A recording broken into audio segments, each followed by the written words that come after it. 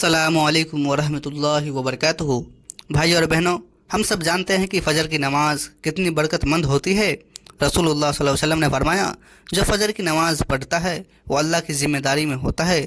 لیکن آج کل سوشل میڈیا پر ایک بات بہت وائرل ہو رہی ہے کہ فجر کی نماز کے بعد اگر کوئی سورہ پڑھ لے تو اسے قبر کی سختی نہیں ہوگی، ماں باپ کی مغفرت ہو جائے گی، اولاد کو تکلیف نہیں آئے گی۔ اب سوال یہ ہے کہ بھائی، کیا یہ بات صحیح ہے یا افواہ؟ آئیے اسے قرآن اور حدیث کی روشنی میں سمجھتے ہیں۔ نمبر 1، فجر کے بعد کون سی سورہ پڑھنا مبارک ہے؟ کئی اہل سنت علماء اور روایتوں میں فجر کے بعد کچھ سورتوں کو پڑھنا مستحب یعنی بہترین عمل بتایا گیا ہے۔ ان میں خاص طور پر یہ صورتیں شامل ہے۔ نمبر 1، سورہ یاسین۔ رسول اللہ صلی اللہ علیہ وسلم نے فرمایا، جو صبح کے وقت سورہ یاسین پڑھے اس کے دین کے کام آسان کر دیے جاتے ہیں۔ نمبر 2، سورہ ملک۔ رسول اللہ صلی اللہ علیہ وسلم نے فرمایا، سورہ تبارک الملک پڑھنے والا قبر کے عذاب سے محفوظ رہے گا۔ نمبر 3، سورہ واقعہ۔ حدیث میں ہے، جو ہر رات سورہ واقعہ پڑھے اسے کبھی غریبی نہیں چھوئے گی۔ تو یہ تین صورتیں قرآن سے ثابت ہے اور انہیں پڑھنا فجر کے بعد یا کسی بھی وقت مبارک ہے۔ نمبر 2، صحیح کیا ہے اور غلط کیا ہے؟ صحیح بات حق، فجر کے بعد قرآن کی تلاوت کرنا بہت افضل ہے۔ سورہ یاسین، سورہ ملک، سورہ واقعہ پڑھنا صحیح حدیث سے ثابت ہے۔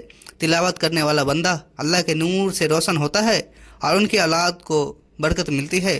سورہ ملک سچ میں قبر کے عذاب سے بچاتی ہے، یہ حدیث میں صاف ہے۔ غلط باتیں، افواہ، فجر کے بعد یہ سورہ پڑھو تو ماں باپ کی گارنٹی سے بخشش ہوگی، ایسا کوئی صاف حدیث میں بیان نہیں۔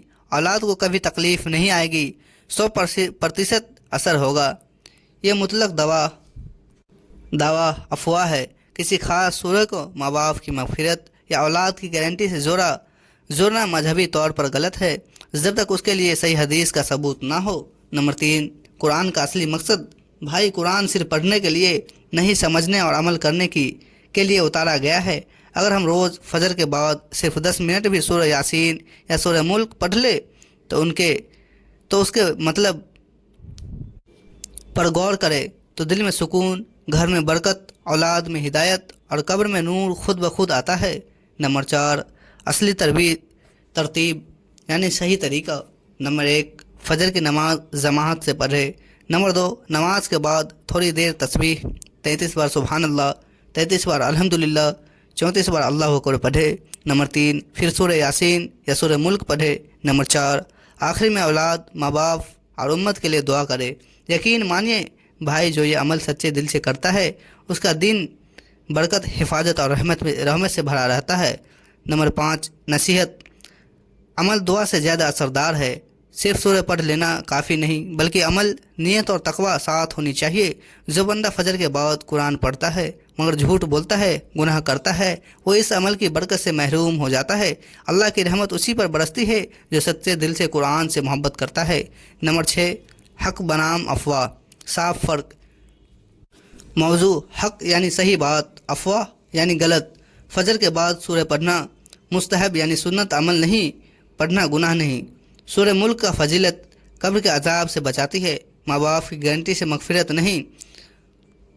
اثر کب ہوتا ہے؟ جب نیت سچی ہو اور دل صاف ہو، صرف لفظوں سے نہیں۔ اولاد کی برکت قرآن کی تلاوت سے ملتی ہے، کسی ایک سورہ کی گارنٹی سے نہیں۔